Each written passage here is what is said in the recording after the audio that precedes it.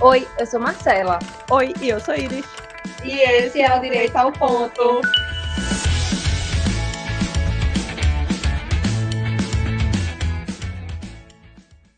Oi, gente! Sejam bem-vindos a mais um episódio do podcast Direito ao Ponto. Gente, a gente trouxe hoje uma convidada muito especial, a doutora Mariana, ela vai se apresentar para vocês. Oi, gente, eu sou Mariana Amaral, eu sou médica cardiologista e sou especializada no tratamento da obesidade. Então, vim aqui, eu quero agradecer vocês pelo convite para falar do assunto que eu mais gosto, que é obesidade, saúde, hábitos de vida. Esse tema que é super relevante e por isso a gente quis tanto, a gente que agradece, né, toda a disponibilidade de vir aqui. A gente sabe que é difícil encaixar nessas tantas atribuições que a gente tem no dia a dia da gente, encaixar mais um compromisso, né? E eu acho que esse tema é de relevância total para todo mundo, né, para a população. E me fala aí, qual é a principal queixa do paciente que chega no consultório? A pessoa te procura por quê? Existem dois perfis de paciente, assim, que eu tenho mais frequência. Tanto o paciente que já tem doenças, mas que ele quer melhorar essas doenças, melhorar a qualidade de vida, quanto os pacientes mais jovens, por exemplo, que não têm nenhuma doença e estão planejando aí o futuro, já querem fazer um planejamento para não desenvolver as doenças. Principalmente aqueles que os familiares já tiveram infarto, AVC. Então, é um paciente que se preocupa mais cedo com o planejamento dele de vida. Entendi. É porque eu vejo, assim, muito hoje, a gente tá preocupado, eu acho que no geral, assim, mesmo na nossa faixa etária ali, de uns 30 anos, né, Marcela? É que Marcela é mais nova, quase mas lá. fala aqui de 30 anos. E eu tô um pouco mais também, mas tudo bem, já tô nessa faixa. Na margem, Dos 30 e fica poucos. 30. Na margem dos 30 anos, a gente tá preocupado mais com isso hoje em dia. Tu Isso. nota essa diferença? Eu noto uma diferença grande depois dos 30. Principalmente depois que já casou, já começa a ter os filhos. Então, todo mundo começa a ter uma noção maior de que a velhice vai vir. Então, é preciso parar e pensar. Aqueles hábitos de vida que a gente tinha na adolescência, dos 20 e poucos anos, faculdade, aquilo não se sustenta mais. Então, até assim, de jovens, de bebida alcoólica em excesso, sabe, não dormir bem. Quando a gente tem depois dos 30 isso, a gente vê que a gente não é mais jovem e que o corpo não reage da mesma forma. Então, é o momento de começar a planejar. Porque a maioria das doenças, as mais prevalentes e as que têm maior mortalidade, infarto, AVC, elas são uma construção da vida. Não é do dia para a noite que sua artéria entope e que você vai ter um infarto. Isso são décadas de hábitos, de alimentação, sedentarismo, um pouco de genética também, mas é muito mais do que cada pessoa faz ao longo da vida. Então, Mari, vamos lá.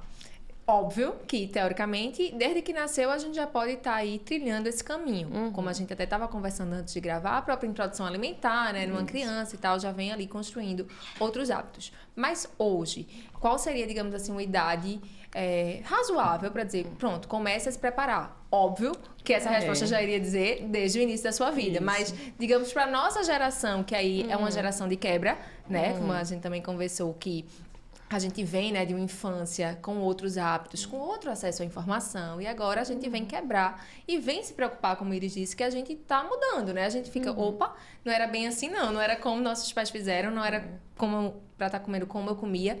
Então, quando a gente, digamos assim, te procura? Primeiro, assim, só falando essa questão da infância, que é diferente a infância de hoje da nossa. Apesar da gente, a gente estava conversando, né, que teve acesso a Coca-Cola, McDonald's, a gente teve isso, mas é diferente. Na nossa época, a gente não tinha essa facilidade de industrializados, de delivery, que hoje as crianças estão vivendo. Então, hoje, a incidência de diabetes, colesterol alto, hipertensão em crianças e adolescentes é muito maior. Então, assim, não tem como não falar disso. Já começou. As crianças já vão ser muito mais doentes do que a da nossa idade. A nossa idade ainda não vai pegar tanto. Por quê? Porque, como eu disse, são décadas de maus hábitos que vão formando ali as alterações que vão dar as doenças. Então, a maior parte das crianças de hoje, a gente vê de dados, assim, mais de 30% de obesidade em criança. Então, essas crianças, elas, assim que possível, elas já têm que ter acompanhamento. Então, não é como a nossa geração, é depois dos 35, depois dos 40, que vai realmente ir para uma consulta, fazer um exame clínico, histórico de vida, fazer exames complementares. Mas as crianças de hoje, os adolescentes que já estão virando aí adultos, eles já precisam de avaliação. Então, precisa ver assim, se já houve algum dano e, se não houve, planejar e quais são os hábitos que vão precisar mudar, alimentação, exercício, tudo isso. A gente vê assim, os jovens cada vez mais sedentários. Então, e precisa ter um estímulo de alguém. Se não é da família, às vezes um médico de confiança os adolescentes, os jovens, eles conseguem ali escutar melhor do que o pessoal de casa, que tem muito isso.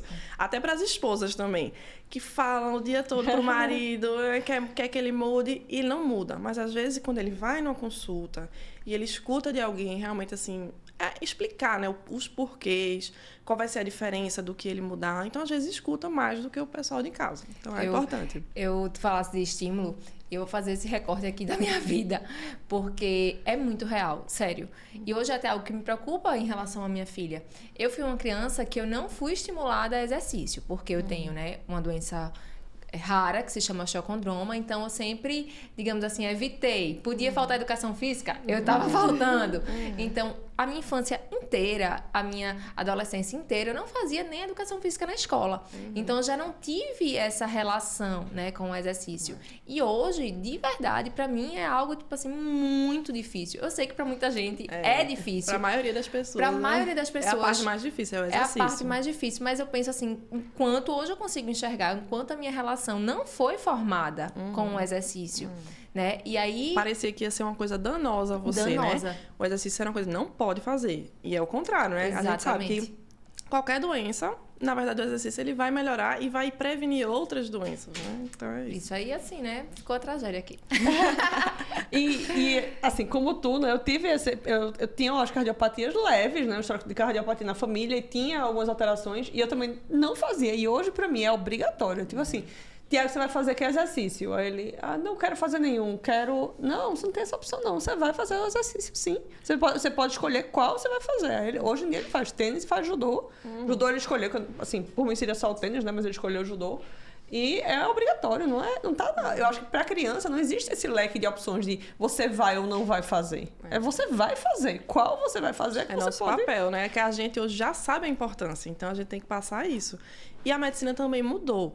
Antigamente, décadas atrás, também existia esse medo de fazer o exercício. Por exemplo, o paciente fez uma cirurgia cardíaca. Em quanto tempo ele pode voltar para as atividades normais? Existia um medo. Hoje já se sabe que quanto mais rápido ele voltar, melhor vai ser a reabilitação, principalmente até fazendo um exercício assistido lá com o personal, com as pessoas especializadas. Quanto mais exercício ele fizer no pós-operatório, ali, depois daquele período inicial, né, vai ser melhor. Então, até isso mudou. Hoje a gente tem mais segurança de indicar o exercício físico. E a musculação é uma opção boa para a maioria das pessoas? Hoje, depois de estudar mais a fundo aí sobre exercício físico, eu vejo que ele é a melhor opção. É como se fosse assim, a musculação ela é a base. Depois que você já está fazendo a musculação bem feita, aí você vai acrescentando outros exercícios. Isso é diferente de antigamente, que o cardiologista indicava exercício aeróbico. A corrida. Isso ainda é o clássico. Faça uma caminhada. Isso é o básico de todo médico. Só que a musculação ela vai entrar com benefícios além só da resistência aeróbica. Então, a gente vai perdendo, ao longo dos anos, um pouquinho de massa muscular a cada ano. E a única forma da gente repor essa massa muscular é fazendo exercício de força. E aí, o exercício de força vai melhorar também osso, que não vai dar osteoporose lá na frente, equilíbrio, prevenção de quedas, alterações metabólicas que vão acontecendo por conta dessa perda de massa muscular. Você repondo essa massa muscular, melhora, diminui resistência à insulina, diminui diabetes, sabe, triglicerídeos. É tudo. Ter massa muscular hoje, se fosse fazer uma coisa, faça musculação e recupere essa perda que você vai tendo para você ter uma qualidade de vida melhor. Objeto do desejo, massa muscular. E é tipo assim, a poupança no muscular. futuro. Se você está preocupado com o seu futuro, com o investimento, com tudo, invista também na sua massa muscular. E durante a musculação, também é possível ter um pouco de aeróbio. Por exemplo, você fazendo um exercício bem feito, lá, cansando, sem muitas pausas, seu coração também acelera, você também está estimulando essa resistência. Então, é um exercício completo. E depois você complementa com mais um pouco aí de outros exercícios. Quando eu fui falar com minha personal sobre isso, eu falei, Isabela, eu não sei se eu quero malhar com personal, velho. Ela fez, olha, é o seguinte, você quer chegar com 65 anos levantando da privada sozinha, então você vai precisar de personal. É bem isso. Eu vejo muita diferença nos pacientes em torno de 70 anos. Eu faço muito teste ergométrico, e aí os pacientes vão lá, sobem na esteira e tem que começar o exercício. Então, aos 70 anos, eu vejo, assim, uma nítida diferença. Tem uns que não conseguem nem subir na esteira direito. Precisa de ajuda, aí, doutora, não bote muito rápido, não, eu não aguento, não. E tem outros que chegam de 70 que não parece que assim, é nada, é só ali mais uma coisa do dia dele que ele vai lá e faz. Então, a diferença de vida dessas pessoas é muito grande. E eu sempre pergunto, e aí, o que é que você fez na vida? Fez exercício? E isso foi o que me motivou a eu fazer exercício. Apesar de ser médica, cardiologista, eu não fazia. Aquela coisinha de todo mundo, vai lá, faz 2, 3 meses, aí desiste, pagou e perde. Mas hoje, vendo essas consequências, entendendo melhor qual é o papel da massa muscular na vida toda, hoje eu consigo realmente, não, é uma coisa para a vida. Eu não estou entrando na academia só para 2, 3 meses, não. Estou entrando e vai ser da vida toda. Vai ter mês que eu não vou, vai ter algum problema na minha vida? Vai. Mas, independente disso, no próximo tô lá. Não tem isso de parar, começar aqui. Isso também é uma coisa que atrapalha muito. Ai, comecei. Ai, parei. Comecei, não existe parar e começar. É fazer. Vai ter semana ruim, vai ter semana boa e vai seguindo. E agora, na abertura do verão, você nota a diferença na academia, pô. E aí o pessoal fala, não, isso é o pessoal querendo construir o shape pra janeiro e fevereiro. Não, e assim, né, é justamente isso. Eu digo que a vida, ela não é linear, né? Eu digo também para eu escutar, porque às vezes a gente esquece. A gente fica esperando uma coisa e não vai acontecer do jeito que quer. Exatamente. Assim, não vai ter nenhum momento ideal, nenhum momento perfeito, e não vai ser todos os meses perfeito para você ter, digamos assim, a sua constância certinha ali. Então, o importante, digamos assim, é fazer. Exato. Essa questão de buscar a perfeição é o que leva muita gente a desistir do exercício, desistir da alimentação, porque acha que só existe benefício se você seguir ali tudo certinho. Mas não, se você for 2 vezes na academia, hoje já está mais provado, que antigamente dizia, não, tem que ir pelo menos 3. Mas se você for 2 e fizer lá o básico, já tá bom. Na próxima semana que você tá mais disposto, você foi 3, 4, ótimo. Então aí você ganhou alguma coisa. Só que se você para 2 semanas, aí você começa a perder. Já se você for uma vezinha lá naquela semana difícil, ocupada, pronto, você já garantiu aquela semana a mais, então você não fica sempre voltando para o zero. Você vai progredindo aos poucos. Então, esperar esse aos poucos também é difícil, mas assim, o que funciona, né? Porque entrar na academia faltando 2, 3 meses para o verão, existe até um certo resultado, né? Mas isso, sabe? Imagina se você estivesse indo direitinho, mais ou menos, todo ano, você não ia precisar estar com esse tipo de pensamento, né? Até porque o foco, teoricamente, não seria o corpo, né? Como o Iris falou.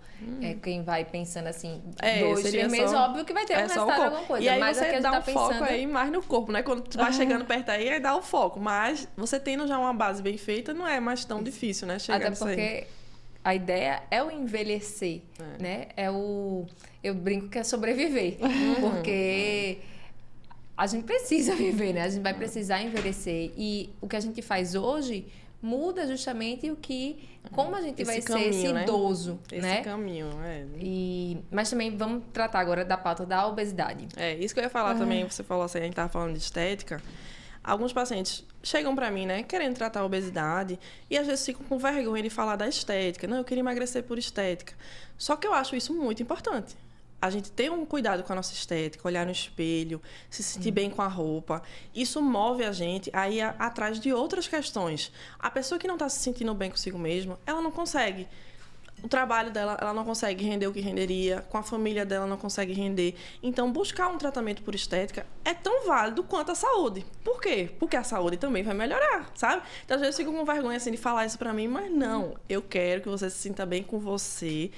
E, ao longo dessas mudanças, a sua saúde também vai melhorar e você também vai ficar feliz. Então, também é lado a lado. Não é só essa questão, só por saúde, não. E estética também é muito importante.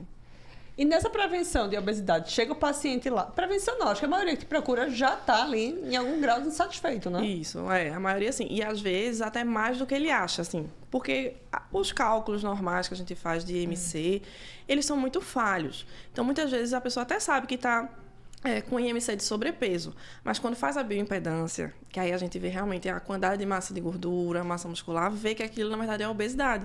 Aquela história falsa magra, isso é muito comum. Então, existem muito mais pessoas em obesidade que não sabem, acham que obeso é só aquela pessoa enorme. Não, não é. Obesidade não é assim.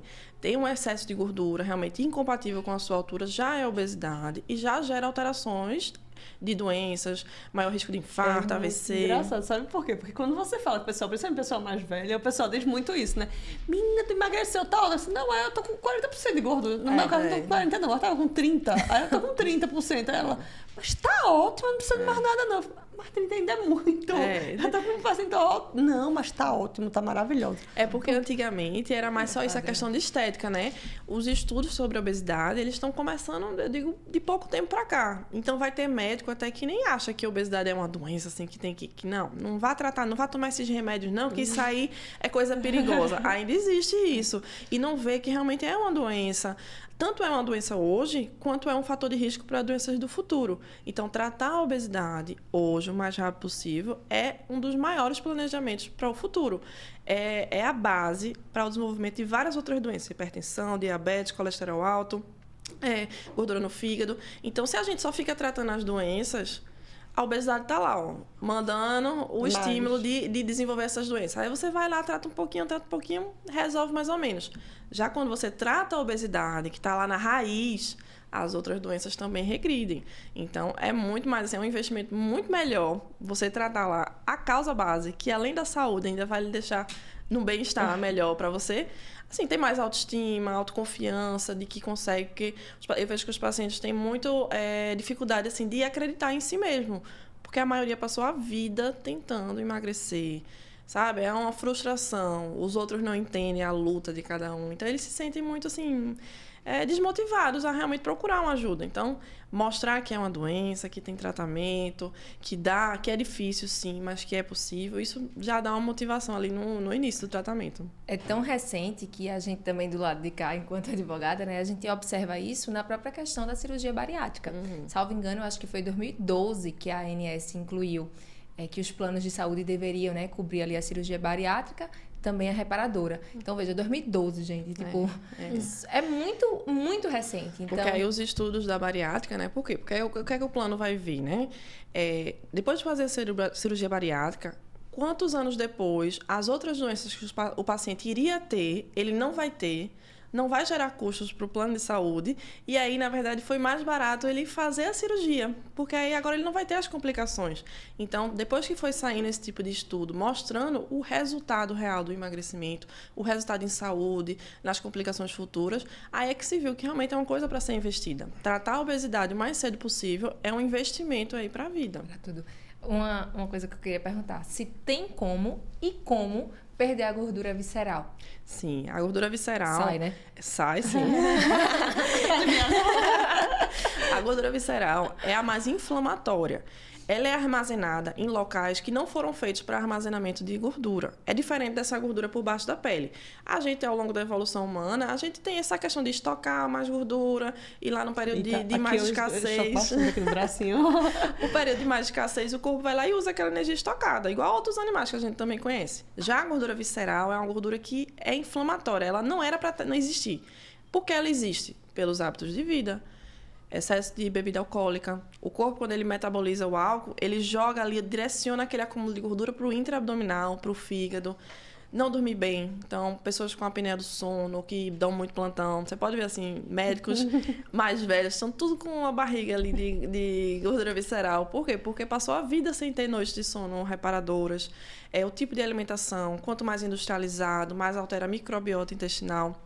E essa microbiota hoje está avançando cada vez mais os estudos e vendo que ela influencia esse direcionamento da gordura intraabdominal, gordura subcutânea. Então, algum desses motivos que eu já dá para ver assim, algumas causas, né? Alimentação, estresse, bebida alcoólica, falta de exercício físico, tudo isso é o tratamento da gordura visceral. Tem muita gente que não tem a obesidade periférica e tem a obesidade central. E aí a pessoa acha assim que não é obeso porque não tem aquele acúmulo grande de gordura. Mas essa é a pior obesidade. A obesidade visceral é muito pior do que a obesidade periférica. Então aí é que tem que tratar mesmo. Já tô pensando aqui nos meus exames. Eu sempre digo, eu fico assim, só eu pensando em mim, né? Não, mas tudo é questão de planejamento. Sim. E de tentar priorizar o que é importante para você. Porque as doenças, como eu disse, elas demoram décadas para se desenvolver. Então, existe tempo de mudar uma pequena coisa hoje, daqui a 2 meses, introduz um novo hábito e aos poucos você vai planejando. Não é do dia para a noite. Eu venho também nessa luta, não tenho a alimentação perfeita, a vida perfeita de jeito nenhum. Só que eu tô tentando. Então, minha alimentação, a gente conversou desde que a minha filha nasceu. Eu tô tentando melhorar, sabe? A cada coisa que eu retiro da minha alimentação, que antes eu achava impossível, hoje eu tá vendo que dá pra continuar a comida gostosa e não ter mais tais coisas. Então, assim, é uma progressão. O exercício, hoje eu não faço perfeito. Eu faço 2, 3 vezes, às vezes 4, mas é o que dá na minha realidade hoje. Mas eu entendo que ele está entrando e vai entrar e vai sair cada vez melhor. O hábito já foi até formado, só falta realmente o ajuste aí da rotina, né? Quando chega uma pessoa, chegou lá um paciente, 30 anos, sem nenhum histórico de doença grave nele, né? Talvez familiar. O que é que tu diria que é, assim, principal para a construção dessa vida, dessa velhice saudável na vida dele? Primeiro, a alimentação, porque a alimentação é uma coisa, assim, que é mais fácil de estar errada pelas facilidades do dia a dia. Então, se a gente for pensar, assim, o que é mais importante, por exemplo, para o emagrecimento? A alimentação. É possível emagrecer sem exercício físico. Às vezes o pessoal fica revoltado com isso, mas é possível, porque para emagrecer só precisa de déficit calórico, então você precisa comer menos.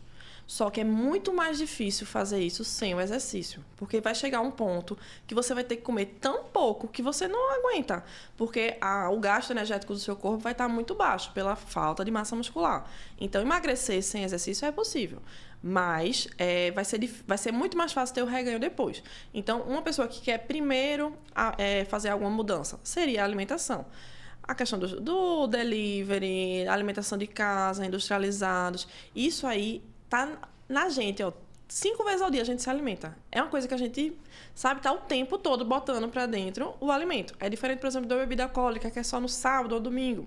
Até que, às vezes, a quantidade do sábado e domingo até passa e extrapola. Mas vamos dizer assim, a comida não, a gente tá de manhã, tá de noite comendo. Então, é uma coisa que a gente tá em contato o tempo todo. Então, a comida é um dos principais.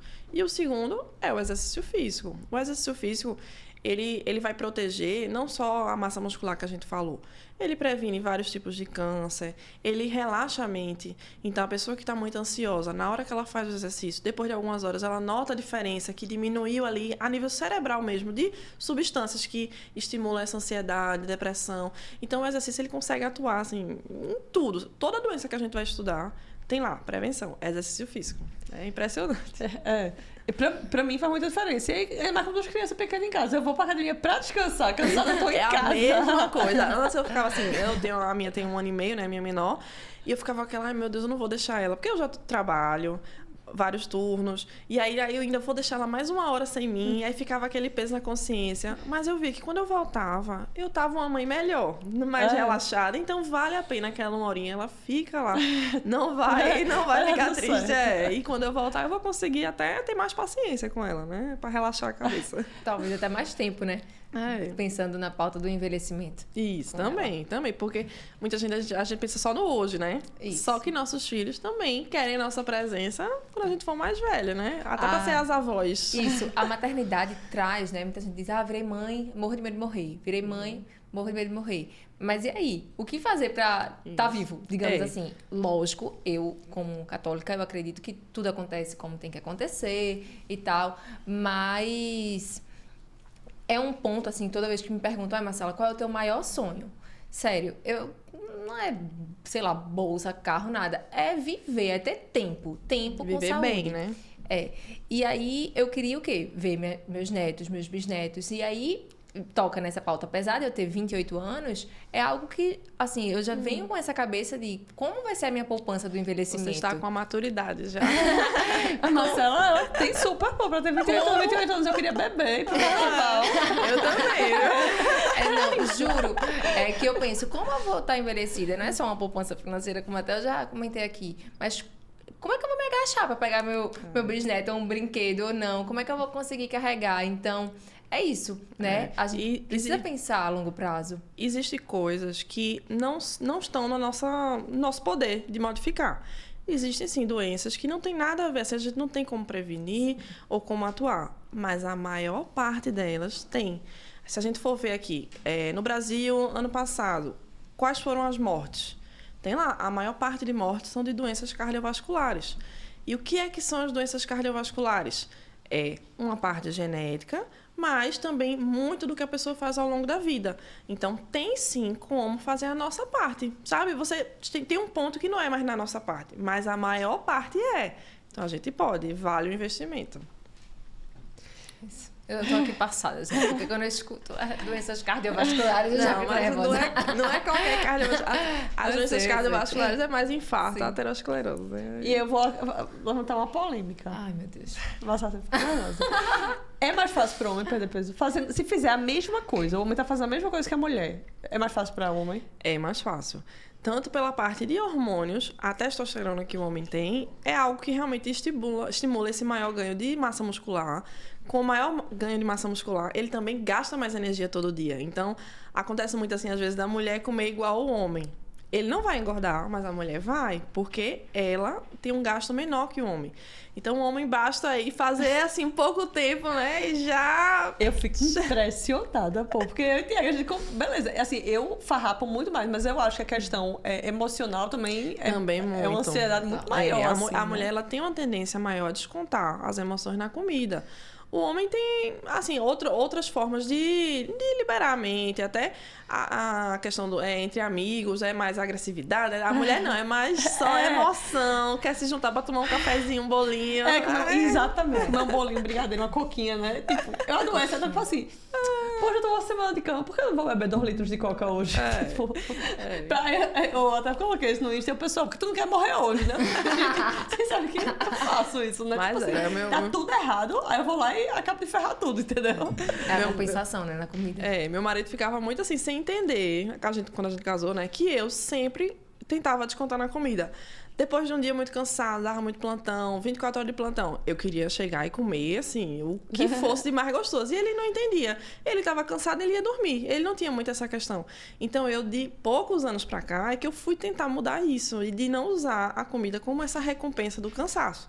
Tô cansada, vou dormir. Tô com fome, eu como. Mas aí não mesclar isso, porque isso é uma das partes mais difíceis do tratamento. Então, minhas pacientes que estão tratando a obesidade, eu converso muito sobre isso, sobre os pensamentos. Porque não adianta só eu falar sobre remédio, coma isso. Não, eu tenho que entender o que é que faz. Você tem que comer menos, certo? E o que é que está impedindo de comer menos? Geralmente são os pensamentos. Por que você quer comer aquilo? Por causa de tal coisa, por causa do cansaço, tô estressada, tô triste. Certo, a comida vai resolver esse seu problema? Não vai resolver. A comida vai lhe dar outro problema maior depois? Vai me deixar mais triste ainda. Mais triste porque eu não tô conseguindo seguir o tratamento. Então, antes de comer, vamos pensar sobre isso? Pensar que aquilo ali não vai resolver aquele problema naquele momento, que vai deixar um problema maior ainda. E aí, esse pensar 2 vezes já impede um pouquinho da pessoa ir lá. Total. E começa a ficar todo dia pensando nisso, até que chega um dia que você já tá na sua cabeça. Essa comida não vai resolver, não vou comer. Então, é um hábito que se cria de pouquinho em pouquinho, de formiguinha em formiguinha, e você forçando o pensamento. E eu acho que até pequenos ajustes. Eu mesma eu dou aula, né? Já tem uns 3 anos que eu dou aula, e geralmente é à noite. Aí o que eu fazia? 6h30. Aí eu não jantava, aí eu dava aula, 1h30 ali de aula, acabava às 8h, já tava ali no limite, né? Cansada, aí eu... Pô, tô com fome, porque eu não jantei, né? 6h30. Mas isso é uma desculpa que você mesma criava pra você. Exatamente. Não, eu falo assim, velho, eu tô com fome. Não vou comer o que tem aqui, porque eu mereço comer um hambúrguer com a coca. Aí, hoje em dia, eu já sei. Não, eu vou jantar antes, e quando eu terminar, eu vou estar cansada, mas pelo menos eu não tá com fome. Eu consigo escolher de forma mais inteligente. Às vezes é hambúrguer. É hambúrguer, mas aí já é uma escolha mesmo. Eu digo que é uma desculpa porque eu também tenho essas desculpas. Todo mundo tem as suas desculpinhas que você faz, assim. Tem dia, por exemplo, que eu não consigo almoçar. Aí fica na minha cabeça, passa na McDonald's, porque hoje não vai dar pra comer, só vai ter que comer no carro. Só que o que é que eu devia fazer? Eu já sei que aquele dia eu não vou conseguir parar pra comer. Então eu já tenho que organizar o meu almoço que eu vou levar. É simples, assim, sabe? A resposta geralmente é simples. A gente que fica, assim, tentando encaixar aquela coisinha que a gente quer ali pra arrumar a desculpa. Então o pensamento é muito forte. E eu sempre tenho isso de eu mereço. Eu mereço. Eu boto logo a culpa no meu signo. Porque eu sou taurina, então taurina, né? Geralmente tem um vínculo muito grande com a comida. Então, assim, se eu tô triste, tô comendo. Se eu tô feliz, tô comendo. Se eu conquistei alguma coisa, vamos comemorar comendo. Tudo é comida, tudo é comida. Mas, né, vamos aí mudar esse hábito. Isso, eu tento mudar essa questão do pensamento do eu mereço. Eu mereço. Eu sei que eu mereço muita coisa. Só que eu também mereço me sentir bem com o meu corpo, eu mereço ter minha saúde, eu mereço, sabe, comer uma comida gostosa sem desfazer tudo que eu fiz durante a semana, sabe? Tô comendo certinho durante a semana. Vai ter um dia no sábado, no domingo, que eu vou comer o que eu quiser, não tem problema. Mas eu tenho que ter esse planejamento. Não é eu mereço o tempo todo. Eu mereço ter também os resultados do esforço que eu venho fazendo. Então, mudar esse eu mereço, às vezes funciona, sabe? Ter outra perspectiva. Todo mundo merece muita coisa boa, então vamos focar no que é bom de verdade, não no que é bom naqueles 10 minutinhos, porque dura 10 minutos. Aquela coisinha boa dura 10 minutos e depois só vem as consequências. A rapaz me pegou forte essa. Fala aí, Maris. Mas no olha, coração. Eu tô mas só assim, essas coisas. Por isso que eu digo assim, que o tratamento da obesidade, ele precisa de um acompanhamento longo, porque esse tipo de coisa não é do dia pra noite que a pessoa muda. Então, sabe, a cada 2, 3 meses precisa de uma consulta. Eu faço também acompanhamento por WhatsApp. Então, o paciente me diz qual foi a dificuldade dele daquela semana. Eu tento ajudar com essas coisinhas, sabe, que vão desconstruindo. A gente passa a vida construindo ali as nossas causas da obesidade e aí também vai precisar de um tempo para ir desconstruindo. Então, os pacientes que tiveram maior sucesso no tratamento, de realmente perder 30, 40 quilos, foram aqueles que mudaram o pensamento, sabe? Realmente, como ele lida com a comida. Não é ficar sem comer, fazer dietinha, ser fitness. Não é sobre isso. É sobre você ter a escolha, o poder de escolha, sabe? Não, aquele dia eu quero ir para o restaurante e eu vou comer aquela comida maravilhosa. Vá e coma. E não todo dia ser dependente da comida para você se sentir bem. Isso é outra questão. Não é, você não está aproveitando, você está sendo dependente daquilo ali para poder se sentir bem. Então, existem outras formas de se sentir bem sem estar prejudicando a saúde e sem estar prejudicando o corpo também, né? Que, mais uma vez, a questão estética também influencia muito no nosso dia a dia. Ainda bem que eu Total. trouxe uma barrinha de E eu trouxe proteína. também, né? Mas eu trouxe aquele cookzinho. Eu falei, rapaz, no shopping, né? Podia ser a tortinha de limão. A tortinha de limão é um ponto fraco, mas... Mas quem me segue sabe que eu como. Pra mim, comida é a coisa mais importante da minha vida, assim, de hobby. Eu só assisto programa de culinária. Meu Instagram só tem Instagram de comida. Sabe assim, o que eu mais gosto de fazer no final de semana é cozinhar. Então, assim, não é deixar de comer. É só deixar de ter essa dependência da comida pra se sentir bem. Então, hoje eu consigo, final do dia, tô lá, quero alguma coisa de comida, eu assisto um Netflix lá, algum documentário sobre comida, eu já tô feliz, é o que eu gosto, é comida. E vou lá comer meu ovo, tal, naquele dia. Já no outro dia vai ter uma saída no restaurante, eu vou também, não tem problema nenhum. É só ter um equilíbrio ao longo aí do dia a dia e não tem 880. Eu fui pro restaurante hoje, perdi tudo e agora vou comer tudo que tem aqui. Não, vá lá, come o seu ali, o gostosinho e pronto. Retoma. Assim que possível, retoma. Eu acho que caminhando aqui pro fim, deixa eu te perguntar uma coisa. Assim, geralmente eu termino com algumas perguntas, né? Que a pessoa pode ficar assim um pouco mais pensativa. Mas se tu fosse falar um hábito que no futuro vai prejudicar a pessoa, assim, o hábito mais sério, qual seria? Seria exercício, alimentação, açúcar, bebida alcoólica? Coca-Cola. Não, Coca-Cola Eu não, acho. por favor. Do que eu vejo dos meus pacientes, o hábito mais difícil, e é aquele que se você muda tudo, é essa dependência emocional da comida. Eu acho que esse é o mais difícil, porque a pessoa se sente sem saída. Às vezes, chega para um médico, assim, o médico diz, olha, você vai ter que parar de comer açúcar. E lá dentro da pessoa, a pessoa tá, meu Deus, mas se eu não comer aquele meu chocolate, eu não consigo nem ir dormir, porque é uma coisa, assim, que é o ápice de amenizar ali os sentimentos da pessoa. Então, talvez mudar essa relação aí de hábito de você usar a comida. Porque quando você usa a comida com um alívio, é instantâneo. Você comeu, o seu cérebro já... Ai, delícia, ótimo, maravilhoso. Pegue mais. Aí você vai pegar mais. É instantâneo, mas aí logo depois já volta a ser o que era. Então, é uma coisa infinita. Se você for amenizar ali o sentimento com a comida, é eterno, é o dia todo. Então, eu acho que talvez esse seja o principal para poder também ter outras mudanças. Uma coisa vai puxando a outra. O bom dos hábitos bons é que um vai puxando o outro. Começa o exercício, aí você começa a beber mais água, aí começa também a prestar atenção na comida, e aí vai puxando, e aí as amizades mudam, que isso também é uma coisa que influencia. O seu ambiente é uma das coisas que mais influenciam. Você ser mudado de ambiente, você começa também a querer se encaixar naquele novo ambiente. Então, é uma coisa que vai puxando a outra. Então, as coisas boas também têm uma sequência. Eu farrapo bem mais a dieta, né, do que meu marido. Enfim, por várias questões, mas além de tudo, eu acho que eu tenho, como pessoa, eu tenho uma personalidade que pra mim, tudo tá de boa, entendeu? Então, tipo, eu vou comer um monte de besteira. No minuto seguinte eu já vou me perdoar, vou seguir. Ele não, ele fica com aquilo na cabeça. Ele fica assim, meu Deus, por que eu fiz isso, sabe? Tipo, ele é mais rigoroso, ele é mais certo, assim. E eu acho que essa construção como casal faz muita diferença. E ele fala muito isso pra mim, ele fala...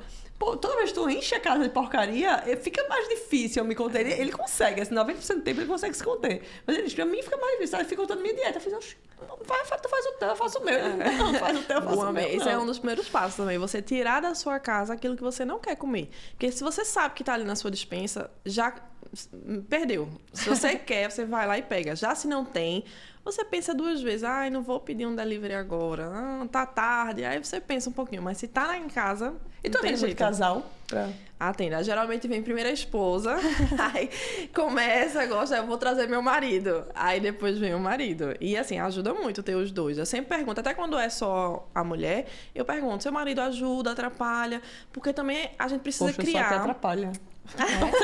Só que atrapalha a dieta. A gente precisa criar também alternativas para esses momentos de atrapalhar, de o que é que ela vai dizer, o que é que ela vai pensar, porque você precisa ter uma saída. Você chega, por exemplo, num almoço de família e você não, naquele dia você não quer comer muito, você não quer, você escolheu, hoje não é o dia de comer muito, eu vou sair mais tarde.